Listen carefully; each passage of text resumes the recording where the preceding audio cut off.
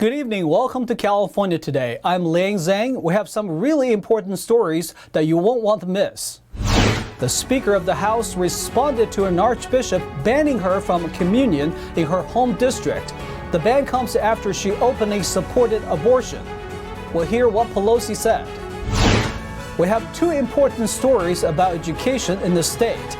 A university professor says parents are not happy with the public schools, and he says there needs to be a fundamental change in the values taught to students. Next is about how parents are taking action to have better representation on school boards. One expert talks about what families are doing about their dissatisfaction. Last week, the Archdiocese in House Speaker Nancy Pelosi's district of San Francisco announced that she is not permitted to receive Holy Communion. The ban comes due to her support of legal abortion. On Tuesday, the Speaker of the House made her first comments on the ban. NTD's Jason Blair brings us the story. The news of Nancy Pelosi being barred from receiving Holy Communion in San Francisco made headlines last week. The Speaker of the House, who has described herself as a devout Catholic, made her first public response to the ban on MSNBC's Morning Joe on Tuesday morning.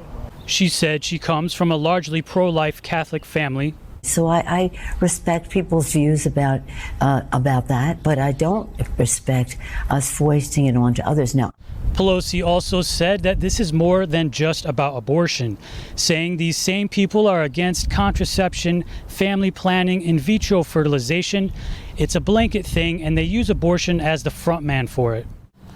Last week, Archbishop Salvatore Cordileone publicly announced in a letter that Pelosi is not allowed to receive Holy Communion in San Francisco unless she repudiates her abortion stance. Cordileone told EWTN that he started to become more concerned when Pelosi became aggressively outspoken in support of writing Roe v. Wade into federal law. Ever since then, I have made several attempts to speak with her, and I've either been denied or have just received no response. The Archbishop has also been outspoken in the past against President Joe Biden receiving communion, also because of Biden's stance on abortion. Jason Blair, NTD News, San Francisco. Several major California school districts are shrinking. As administrators search for a solution, more students and teachers are leaving the school districts. NTD's Cynthia Kai spoke to one professor who believes the current education system needs a fundamental change, with a return to teaching morals and the country's founding principles. Large California school districts like Los Angeles and Capistrano are on the decline. Students and families are leaving the areas, and administrators are scrambling for ways to secure funding. But Pete Peterson from Pepperdine University says the trends, which he thinks are leading to the decline, are not new. Well, I think just pointing to the growth of the homeschool movement, this has been a movement that has been burgeoning for years. Since 2020, California has seen a growing number of parent advocacy groups voicing their discontent with the education system. An increasing number of parents are participating in school board recalls. They're also rallying against mandates for vaccines and masks, as well as critical race theory. Was COVID the tipping point, or was this a slow, sort of cumulative change that's been happening over the years? No, it's a great question. I think it is a tipping point. But I guess two things can be true, right? I think these have been some trend lines that have been moving over the last few years. But COVID did several things. First and foremost, just to look at the lockdowns, it demonstrated the power of school districts over the lives of kids. Pandemic lockdowns and mandates pushed California students into online learning, while some schools in other states remained open. They saw really for the first time what was being taught in their schools. And so both this exasperation with the policymakers in school districts around the closing of schools that many have thought then and is now being proven, especially at the elementary school level, those closures were unnecessary and did not produce visibly greater health results. And many parents are not happy with the new content being taught to their children. But also the ideological nature being revealed because parents were able to sit in the back of a room or in the kitchen next to a living room and hear what was being taught gave them this new appreciation and shock over what was happening. In January 2021, the San Francisco School Board voted to rename 44 schools that are named after historical figures, including former presidents George Washington and Abraham Lincoln. The board reversed its decision 3 months later. Peterson described a similar situation targeting his alma mater, George Washington University. Of course, the attack from the other side comes, well, that means you don't want to talk about their foibles or missteps. That, of course, is not what we're saying at all. But we should not be naive to the reality that if we take down the founders, it's very possible that we take down many of the things that they stood for. He said one of the goals of a new institute at his university is to preserve the country's founding principles and prepare students as leaders with a moral sense. That this moral sense, which is essentially understanding human nature as it pertains to public policy, is so important. And of course, one of those moral sense elements is the importance of faith in the formation of moral, ethical leaders, and in the American experience, in the creation of public policy that aligns with principles of religious liberty. Peterson believes it starts with teaching students early American history and founding. He wants to teach the intent of the founding fathers. They wanted to create a republic in which freedom and liberty and the opportunity to practice and inculcate the civic virtues of courage, temperance, forbearance, that this would be a place, this would be a nation in which these would not be forced upon you, but that there would be a celebration and a promotion of civil society, particularly religious institutions. He said his students at the School of Public Policy are introduced to a more community-based approach to national politics and policy. This was not kind of a single movement, that these debates and discussions have occurred over the centuries through the civil rights movements of the 1950s and 60s. These very much are very present discussions today, but they all originate. Many of those early discussions really do resonate with the debates and discussions that we're having today.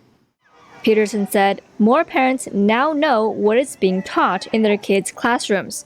He anticipates more civil engagement and people getting involved in local elections to voice their concerns with the direction current policies are headed.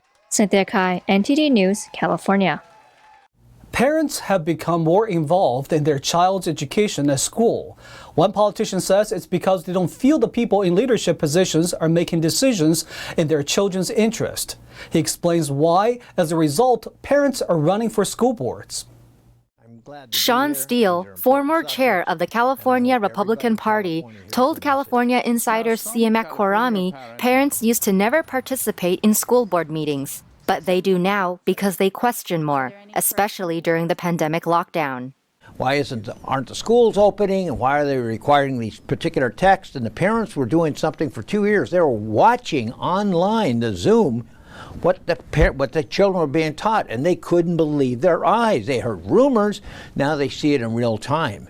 And they saw that the instruction was inferior, not good as a classroom, but they actually, for the first time, were active participants in seeing the curriculum of their kids. One example is the successful San Francisco School Board recall, which Steele called a launching pad for parents getting involved. During the pandemic, the board didn't prioritize students' return to in-person instruction. Parents held many protests and rallies, eventually recalling 3 board members in February. Parents have also called to make masks optional in school, and protested against critical race theory and gender inclusion instruction in the curriculum. And they're basically saying the parents are not really relevant. We're going to teach these children to like gay and trans people. We're going to tell them about the bodily functions of third graders. We're going to teach them to be inclusive. We're going to teach them to be open-minded and not to listen to their parents. They're doing this because they can. The schools have been infiltrated deeply by people that aren't even very good teachers. Steele said many school board members act in the interest of the union because they negotiate with the union about their annual pay increases. It's really a war. It's really serious. Many school districts hate the people they are serving because they're there because some union pushed them into power or they felt that they had an entitlement. Not all school districts are bad. About 80% are bad. School boards advise, hire the superintendent, staff, and review teacher complaints and curriculum. They are elected every 4 years. There are 940 school districts in California. We're going to take a short break, but here's a look at what we got for you when we come back. A bipartisan bill is making its way through California's legislature. If it goes into law, parents will be able to sue social media companies if they're too addictive to children. And the Bay Area police arrested a man who allegedly stalked his former coworkers. Police say the arrest likely prevented a larger tragedy. That and more on California Today.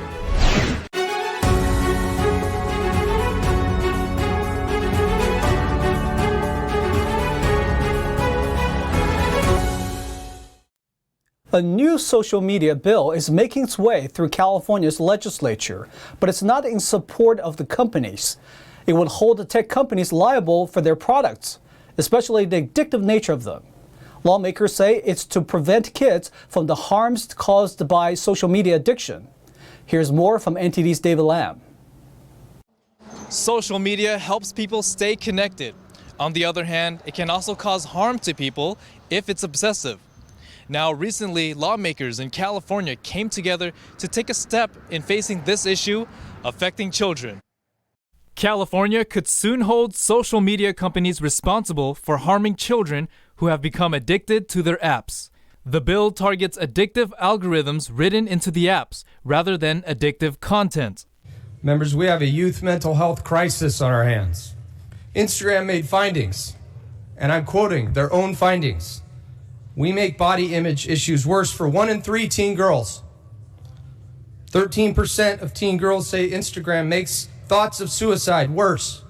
Assembly Bill 2408, known as the Social Media Platform Duty to Children Act, will allow parents to sue social media platforms if their children become addicted to their apps. Parents could sue platforms like Instagram and TikTok for up to $25,000 per violation. Assembly members Republican Jordan Cunningham and Democrat Buffy Wicks introduced it in February. And many of these kids believe they can't live with social media companies and they can't live without it. And we have to do everything we can as parents. That is what we are. We are parents. Our number one job as lawmakers is to keep our communities safe.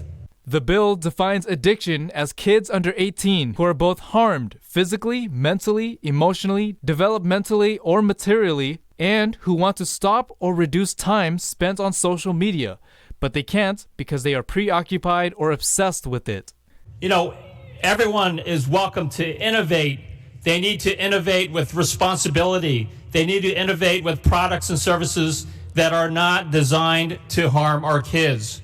Cunningham said the bill does not regulate content, but rather features that programmers put into the new products. These features include programming designed to hook kids on the app. And 6% of American teen users trace the desire to kill themselves to Instagram. 6%! This addiction is fueled by algorithms that run in the background of the apps that they use. He said other companies are liable for the safety of their products, such as producing stuffed toy animals or bicycle helmets. We haven't done that for social media yet, for 2 reasons I can think of. One, this is relatively new. Second, is that we didn't know what they were doing on the back end to design these algorithms to hook our kids on their product. And we didn't know the harm that was coming from that. But it's real and it's significant. Several business groups, such as TechNet, a bipartisan network of tech CEOs, said if the bill passes, social media companies and online web services would have no choice but to cease operations for kids under 18 and would implement stringent age verification in order to ensure that adolescents did not use their sites. If the bill becomes law, it would take effect on January 1st next year. Companies that remove features deemed addictive to children by April 1st or conduct regular audits on these features would not be responsible for damages. The potential impacts of social media, particularly on young people, particularly on young women and girls, are profound. And that's what we're hearing from medical experts. On Monday, May 23rd, the bill passed on the Assembly floor in a 51-0 vote. 27 votes were not received. The bill is on the way through the legislature, where it could undergo weeks of hearings and negotiations. David Lamb, NTD News, California. As California's drought drags on, the hotter summer months are threatening to dry up not only water, but also the state budget and the governor's patience. He's now threatening to impose mandatory water restrictions if residents don't use less water on their own. During a meeting with representatives from the state's major water agencies, Governor Gavin Newsom warned on Monday the possibility of more water restrictions. Newsom said in a statement, every water agency across the state needs to take more aggressive actions to communicate about the drought emergency and implement conservation measures. Up until now, the governor has avoided using sweeping mandatory water restrictions. Instead, he has been giving local water agencies power to set their own rules for water use in the cities and towns they supply. But Newsom's office said if conservation doesn't improve, he could impose mandatory restrictions, but he didn't specify how soon. Last week, while touring a water recycling plant in Los Angeles County, Newsom said he is including $100 million in his budget for drought messaging. The State Water Board has imposed some statewide restrictions. Some include banning people from watering their lawns 48 hours after rainstorms and sprinklers from running onto sidewalks. People can be fined $500 per day for violations. California is in its third year of drought, and virtually all areas of the state are classified as either in severe or extreme drought. January through March is typically when California receives most of its rain and snowfalls. But this year, those months were reportedly the driest in at least a century. Despite calls for conservation, the state's water use went up dramatically in March, 19% compared to the same month in 2020. San Jose police announced the arrest of a man in a stalking case. But this wasn't just an ordinary stalker. Police say the arrest, no doubt, prevented a mass casualty incident.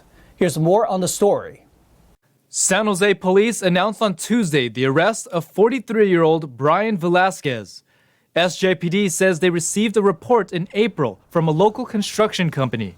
The company said Velasquez had been engaged in stalking behavior towards multiple former coworkers. According to police, Velasquez was fired from the company in January 2022. Police say Velasquez had reportedly posted photos of himself with firearms on social media and sent threatening emails to employees, which included knowledge of their residences and daily patterns of behavior. A records check revealed that Velasquez had several firearms registered in his name. Authorities seized all the firearms under his name. This includes 2 AR-style assault rifles, high-capacity magazines, hundreds of rounds of ammunition, tactical body armor, and materials to both make and assemble ghost guns. Velasquez has been taken into custody without incident and charged with felony stalking.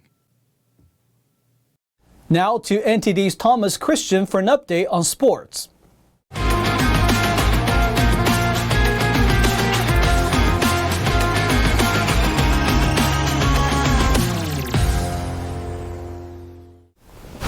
I'm Thomas Christian, giving you the California Today Sports Roundup. The mayor of Anaheim, California, resigned on Monday amid a federal probe into possible corruption involving the $325 million sale of baseball's Angel Stadium, his lawyer said. Anaheim Mayor Harry Sidhu has been under pressure to resign since a federal affidavit made public last week showed that he was under investigation by the FBI.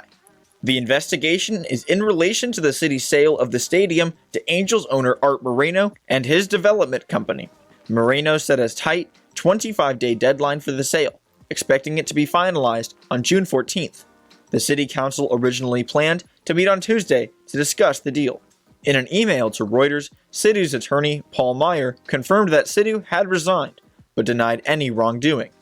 The mayor's sole goal, Meyer said, was to keep the Los Angeles Angels baseball team in Anaheim. California Attorney General Rob Bonta last week asked a judge to delay finalizing the sale amid news of the investigation. According to the Los Angeles Times, the deal, initially struck in 2019, was delayed for 3 years after a state agency said the land should have been made available for affordable housing. As for the team, if the deal goes through, they will play at the stadium until the year 2050, but if it doesn't, they'll only play there until 2038. Anaheim, a city of about 350,000 that sits about 30 miles southeast of Los Angeles, has been home to the Angels, along with Disneyland and other attractions. Golden State Warriors small forward Otto Porter Jr. is listed as doubtful to play in Game 4 of their Western Conference Finals matchup against the Dallas Mavericks. He will be sidelined with a foot injury that Porter re-aggravated after playing 7 minutes of Game 3. His contributions in Games 1 and 2 helped anchor the Warriors bench unit with solid defense, shooting, and rebounding. Warriors head coach Steve Kerr relayed that it was definitely good news that Porter had not been officially ruled out of playing Wednesday, explaining that the forward wasn't feeling terrible on Monday morning. The Warriors currently hold a 3-0 series lead over the Dallas Mavericks. If they win tonight, they punch their tickets to the NBA Finals. The Warriors are currently listed as favorites to do just that tonight, according to this morning's betting lines. Today marks 30 days until June 23rd, when the NBA's yearly college draft starts. This year's draft is defined by its top 3 prospects, Jabari Parker, Chet Holmgren, and Paolo Banchero. The Sacramento Kings drew the 4th overall selection in the draft lottery, meaning they likely won't be able to get one of the top guys, but they'll have their pick of the other top prospects. The Kings also own the 37th and 49th pick overall. Golden State is the only other California team picking in the top 30 at 28. The Warriors also have 2 of the lowest selections in the draft at 51st and 55th. The LA Clippers and Los Angeles Lakers would have more picks if they hadn't packaged them up in a trade. The Lakers would have had this year's 9th overall pick, except they traded it to New Orleans for Anthony Davis in 2019. They also would have had the 38th pick. The LA Clippers are in the same boat, as they would have had a nice spot with the 12th selection overall, but traded that pick already back in 2019 as well for Paul George from Oklahoma City. But they will be able to get a guy with the 43rd selection. And that's all for sports.